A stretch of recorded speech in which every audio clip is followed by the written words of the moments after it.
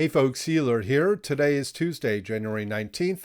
Wargaming rolls out update 0.10.0 to most of the world tomorrow. The European servers will receive the update on Thursday. In this video, I will cover the main article for the update. However, I am not going to go into much detail regarding the Commander skill system overhaul. That requires its own discussion and video, which I am planning, so stay tuned for that video. Starting at the top, the client size download is 3.1 gigabytes, although for most folks, downloads started yesterday. But if you have yet to start the download, you can keep that size in mind. Next, we have the downtimes for the servers. Now, these are the times for me here on the west coast of North America for the North America servers. Check your local World of Warships website, whether that's in Europe, Russia, or Asia, if you play on those servers, to see what the downtimes are for those servers. Next is a link to the video featuring Dasha that provides a good overview of the update. Then we get to the main part of the update that doesn't involve the Commander skill system, which is a Lunar New Year event. This New Year event will involve combat mission groups, the opportunity or potential to win premium ships, containers, special commanders, and a variety of other content. The combat mission groups start tomorrow once the update rolls out, and they effectively end Tuesday, February 16th. Now, for folks who complete the combat mission groups, you will be earning a variety of rewards, including containers, and the completion of the combat mission groups will earn you the premium Tier 6 Pan-Asian Destroyer Anshan, including a 6 skill point commander and a port slot. Now, these containers that we can win or get rewarded or are awarded for completing combat mission groups will give you a chance to win another premium Pan-Asian ship or camouflage, premium time, doubloons, or coal. The 4 ships that are included or potentially can be won from these containers include the Wukong, which is a variant of the Charles Martel, the Baji, which is a variant of the Izumo. These 2 ships are already in-game today. And then Wargaming is introducing 2 new ships, or 2 new Pan-Asian ships, I should say. The Sunzang, which is a variant of the Saipan, and the Wujing, which is a variant of the Alsace. And again, these containers, in addition to potentially giving you a chance to win one of these ships, also include camouflage and other goodies. Now, for folks who already have the Anshan, when they complete the combat mission groups that would award the Anshan, they will receive 5,550,000 credits as compensation for already having the ship. They will, however, still receive the port slot and the 6 skill point commander. Now, this event called Journey to the West involves an updated Dragon port, and like I said, some new ships. This is the Wujing, which is the variant of the Alsace, and this is the Sunzang, which is a variant, like I said, of the Saipan. The ships or the events will also have an opportunity to earn commanders that are ornamental. They don't have any special skills or buff skills or talents, but they are associated with East Asian mythology and so on. And then one other point here that Wargaming raises is that they say, if deemed necessary, balance changes may be applied to the Wujing, which is the Alsace variant. I don't know exactly what this means or what Wargaming has in mind. I might hypothesize that Wargaming has some intended changes in mind, but they want to see how the ship performs before they make those changes. We'll have to see. So again, Wargaming hasn't said anything to me. This is just personal speculation. So just keep that in mind if you happen to pick up this ship. Now, as part of the event, we can purchase premium containers. These will also provide a chance to win other Pan-Asian ships or permanent camouflages or variants of permanent camouflages for these premium ships, as well as doubloons, camouflage, premium time, free XP, and so on. The premium ships that we can potentially earn include the Fangyang, which is the brand new premium Tier 8 destroyer based on the Akizuki. The information embargo was just lifted on that yesterday. You should be seeing some reviews of that ship already. And so check those out if you're interested in that ship. We also have the Siliwangi, which is based on the Ognivoy, the Irian, which is a long-range light cruiser at Tier 8, long-range artillery light cruiser at 8. We have the Lo Yang, which has been in the game a long time, a premium tier 8 destroyer. The Anshan can also be won through these premium containers, as well as the Huang He. And like I said, there's also some premium camo variants for each of these ships that can also be won through these premium containers. Next, I should say permanent camouflages from the premium containers. Next, we have some daily shipments for the event. So between January 20th and February 3rd, we can pick up 10 daily shipments from the armory. That means we can skip up to 4 days and still get all of the goodies. These are going to involve camouflage, credits, a couple of containers, doubloons, and premium time. Just go to the armory. And you can collect the items for free. There's no requirement to play any games. You just have to log into the game. Next, we get to the Commander Skill System update. And again, I'm going to go over this in much more detail in a separate video, but there are a variety of things that just to keep in mind, at least procedurally, for this update. So there are going to be a variety of discounts and bonuses that are available throughout the entirety of the update. So starting tomorrow, through, well, when effectively the 16th of February, we will be able to respec commanders for free. Upgrades will be, we can demount upgrades, for free.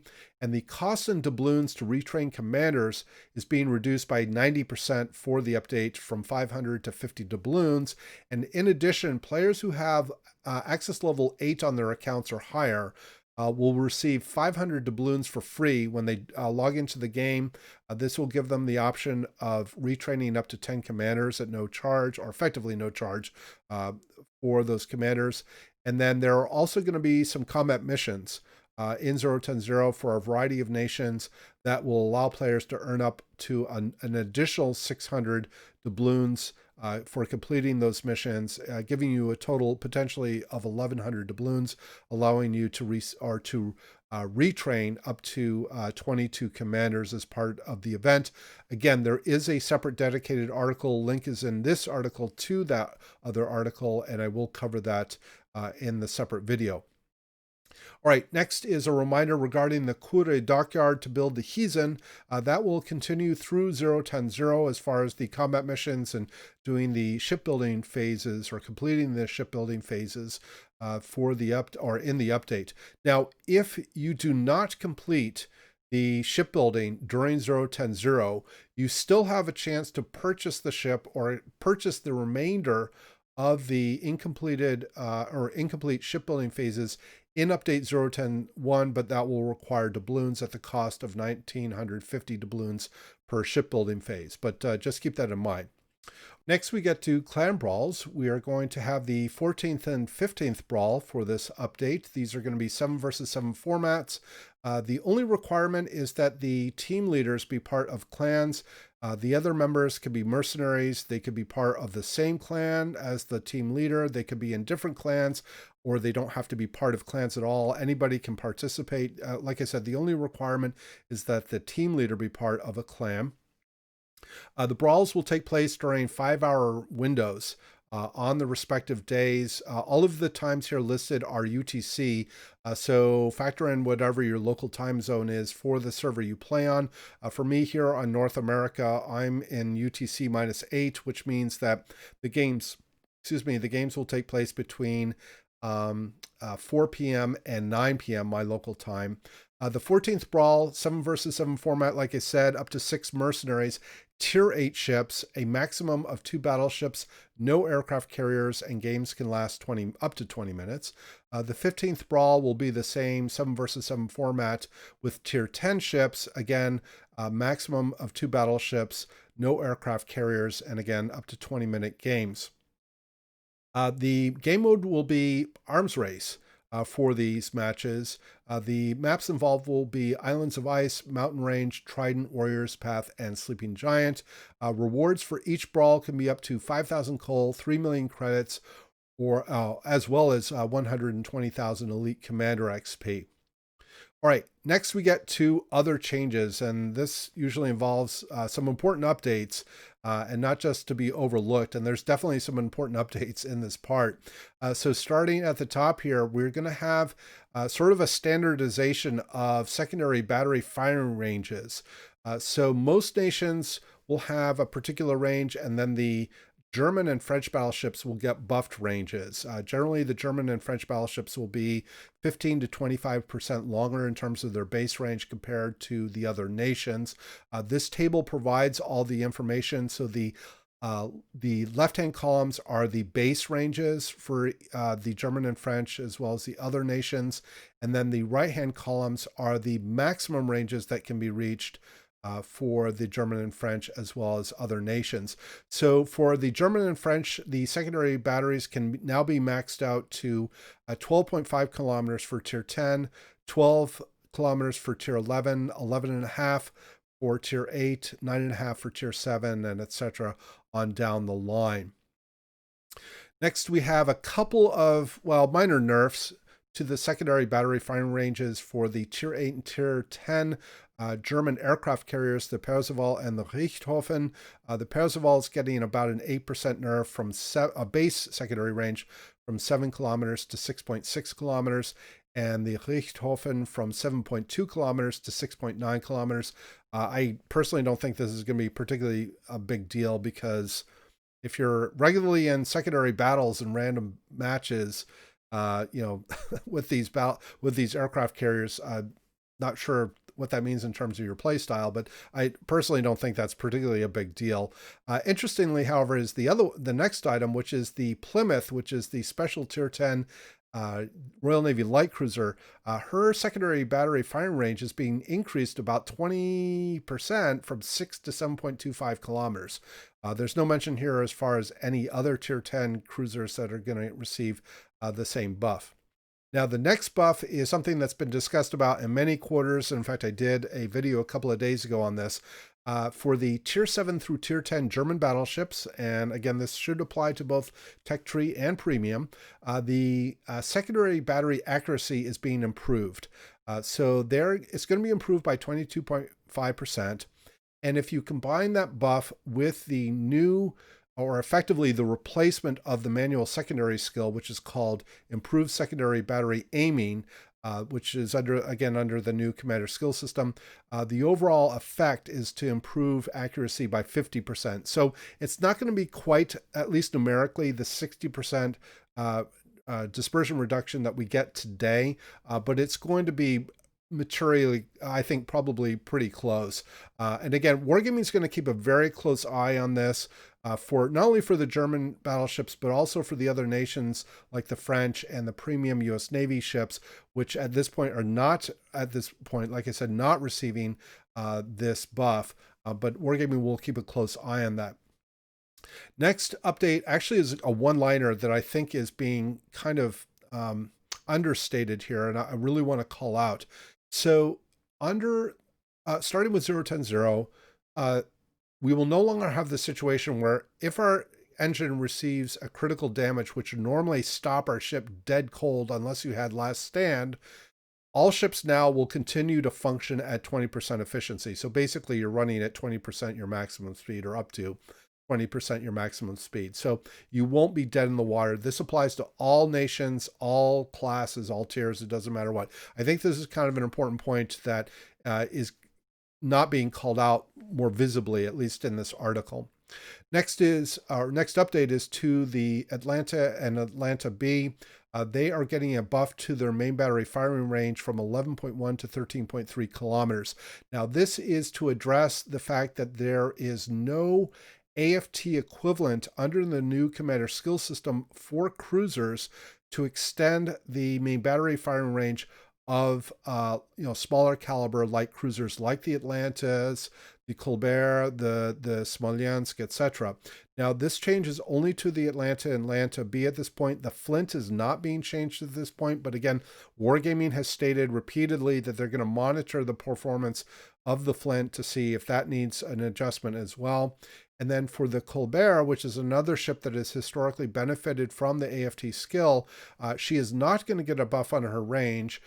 Instead, she is going to get improved acceleration and deceleration dynamics, presumably to make her more maneuverable and be able to avoid incoming fire more easily, since she is going to have to operate more closely to the action without the AFT skill for those players that took that skill. A few other modifications to ships. The Tier 2 and Tier 3 Tech Tree Italian cruisers, they're both getting a nerf to the acceleration and deceleration dynamics of those two ships. Again, this is Tier 2 and Tier 3. I don't know how much concern players will have about that nerf. The Taranto, which is the Tier 3 cruiser, will also receive a buff. Her main battery reload is going to get a buff from 12 to 11.2 seconds.